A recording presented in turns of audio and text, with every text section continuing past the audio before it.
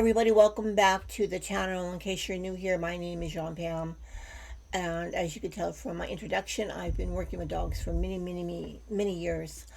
As some of you may already know, last year in I believe it was February, I had a stroke, and since that time, I did not realize that little by little I became very inconsistent with the dogs. I have been attempting to write a book, and I began to realize that I can't do this because I'm being hypocritical. I am telling you guys everything that you need to know to be a strong pack leader, to have control of your pack, to have your dog's respect and their trust. And I realized I was failing my dogs. I was not doing the very thing that I knew I was supposed to be doing. My dear friend Emma would come over. My dog, or anyone else for that matter. My dogs would run into the in the front room and be barking and carrying on. They would jump on my dead guests. They would just act crazy, and that's not the way I have trained my dogs to do. They started running ahead of me. They started peeing and pooing in the house. I mean, there was a lot of signs that my pack was becoming unstable, and I didn't see it at the time. And then it got to a point where they would get on my bed without permission.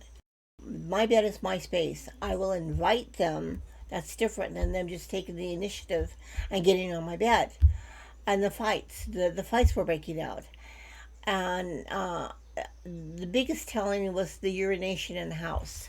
Now, I pride myself um, regarding a lot of things, but one of them is being that my dogs, there are no smells. I mean, my house, you normally would never know I had a dog in my house, let alone 8 dogs, if you're looking at odor, because I'm very careful about such things. And they started peeing in the house, and I've got belly bands on them right now. I will tell you pretty much what I've done to change this.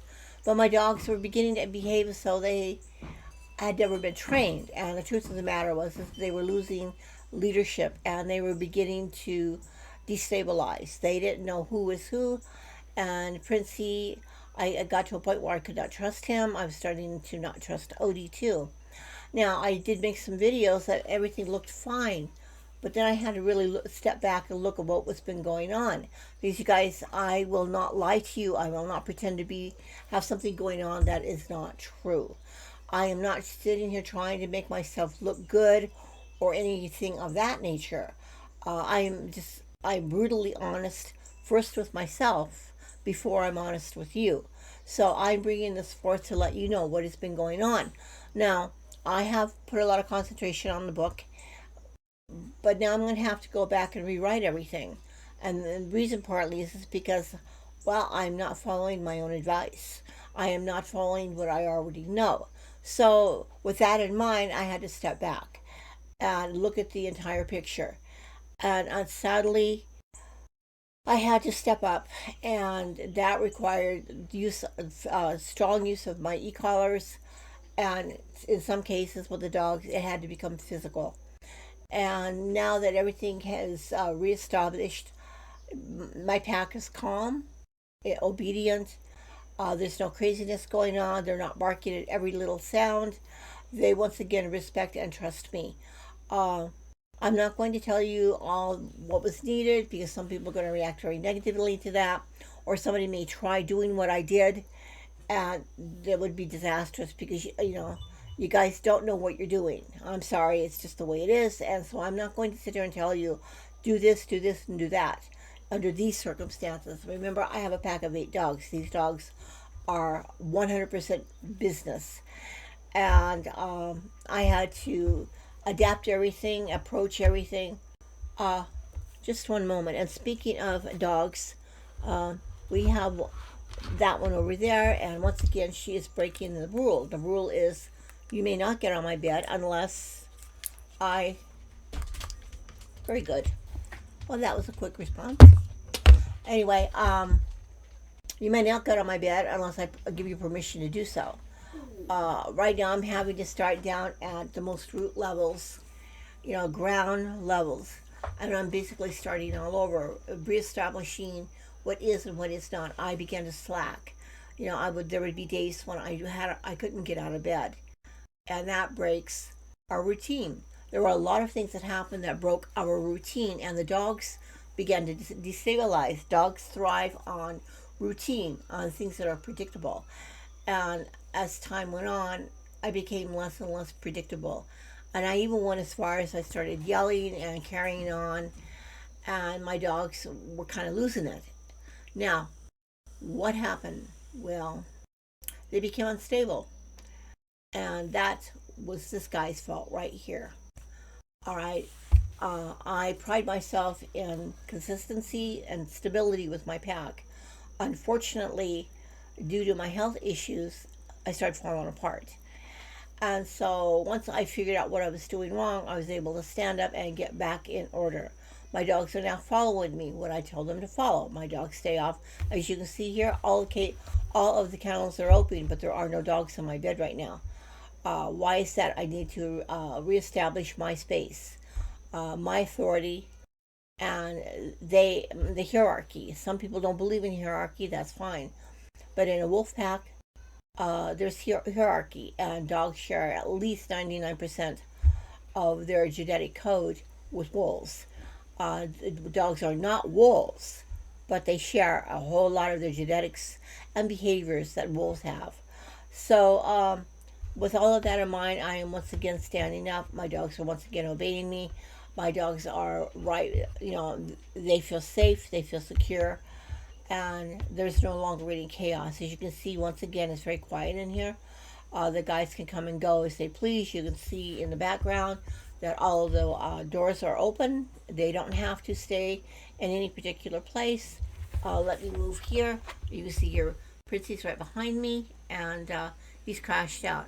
I've completely rearranged my room here to allow for easy access to each one of my dogs, and to prove to you guys that, in case you're doubting that there are 8 dogs in this room, I'm going to prove it to you right now. I'm going to offer them SNACKS,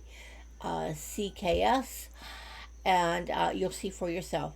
It is real. I'm not lying. I am not faking anything. So let's begin here, and after this, I'm just going to go ahead and close off the video. Yes, this is a confessionary video, because guys, it's my responsibility to make sure my pack is doing what they're supposed to do.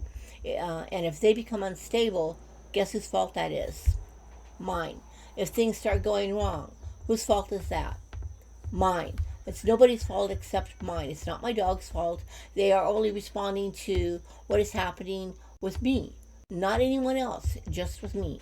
So let me go ahead. I'm going to prove to you guys that, and I know a lot of you already know this, but for those who are doubt it, I'm going to show you right now that I do have 8 dogs in this room. So just give me a moment. I'm going to grab the jar, the container of TREATSs, and you'll see.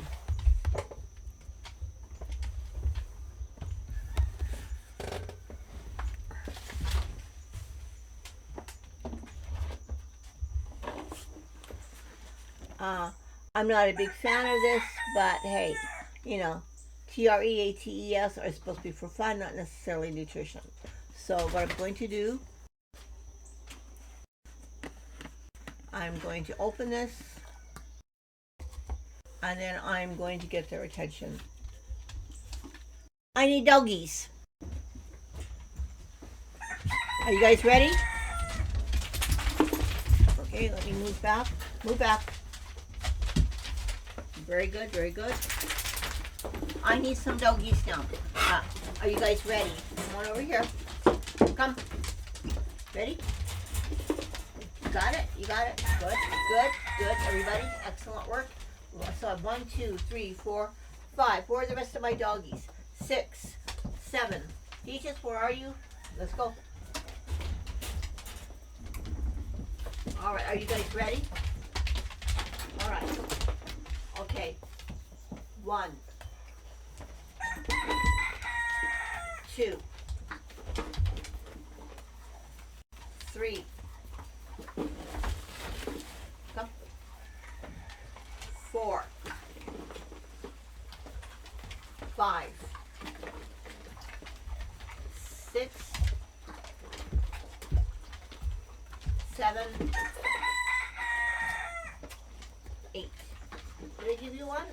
remember. There you go. All right, guys, ready?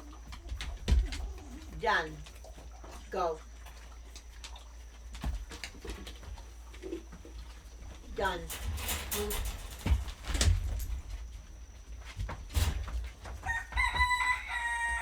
Nikki, move.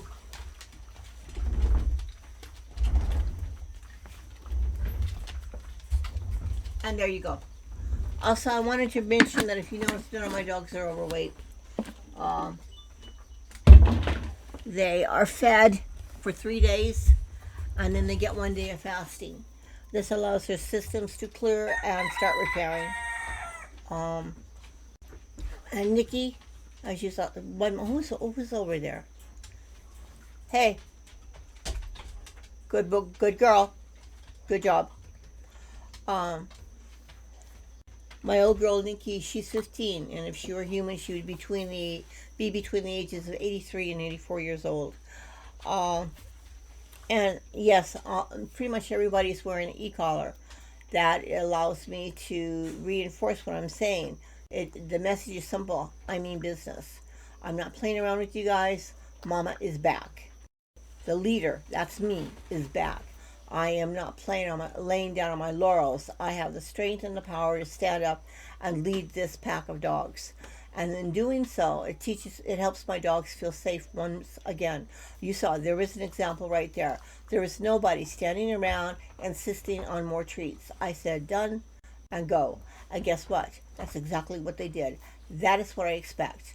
I do not expect to be sitting there for 20 minutes, exaggeration, but 20 minutes of saying, don't do this, don't do this, don't do this. And that is basically what I was doing before. And as you can tell, I have a different kind of energy going on right now. And this is what my dogs needed. This, not the soft, mushy, weekend, basically just the terminology, but the weak-assed approach that was being used. And this is what I found with a lot of people. They use a very weak-ass approach rather than being direct, matter of fact, and helping the dogs understand. This is what leaders do, whether or not you're in the military, whether or not, teachers. I mean, a good teacher there's a silent strength there. It's not about being cruel. It's not about being hard-nosed or anything like that. It's about knowing how to lead, and very few people know how to do that. Quite honestly, there's very few people that know how to do that. And those that do know how to lead are often criticized by the marshmallows that are out there. Zach George, I haven't seen any of his stuff recently due to the fact that most of his stuff is pretty disgusting to me. The guy does, maybe he's changed something now. Maybe he's finally came up to the plate and he's holding that bat. Maybe he's the one holding the football. I don't know because I haven't checked recently. But for the most part, in the past, what I've seen is he's very, very weak. There is no way he could handle a pack of dogs like I do. And as you can tell, folks, my whole mannerisms, my demeanor, the intensity in my voice, and the strength that I am now projecting. I'm sorry, I didn't mean to bump my mic there. The strength in which I am now projecting is helping my dogs. This is not about you, me, or anyone else. It's about my dogs, making sure that they are okay. Now, very quickly, we are back into our morning routines. What does this look like? I get up in the morning, I use the bathroom. My dogs are let out one by one on the lead now due to the fact that I have a goat, and I am not willing to take a chance with that. So the dogs go out one by one on the lead. They're on a 30-foot lead. They go out, they find their spots, which now they are no longer allowed just to walk across the path. They have a designated area that they go out and go potty. I had mentioned something about that in another video. I was going to show you the training, but unfortunately it didn't quite work out the way I wanted. It required both physical use of being physical, guiding them with the leash.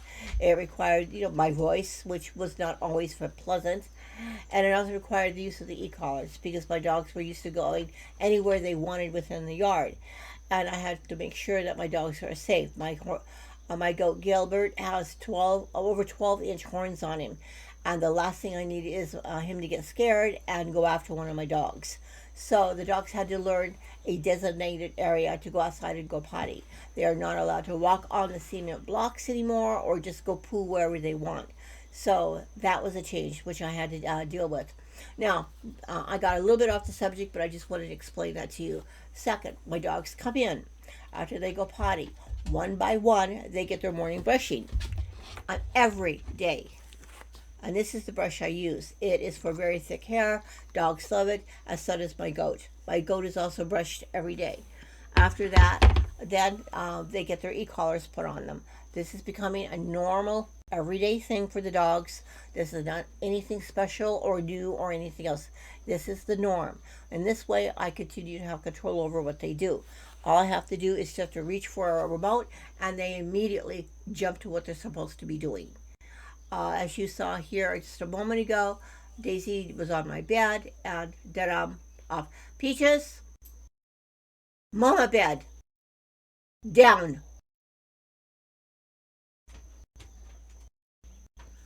Another example right there. Good job, good dog. I don't want them on my bed. They don't, right now, they are not allowed on my bed because that's my personal space and I need to regain my authority. All right, guys, thanks so much for watching. Let me know what you think. Hey, good or bad. I personally know exactly what I'm doing. And if you have not had a lot of experience or you don't understand the mechanics behind this, that's okay because I expect some people to have a knee jerk response. Anyway, guys, have a good one, and we'll see you next time here on Master Matriarchs Canines.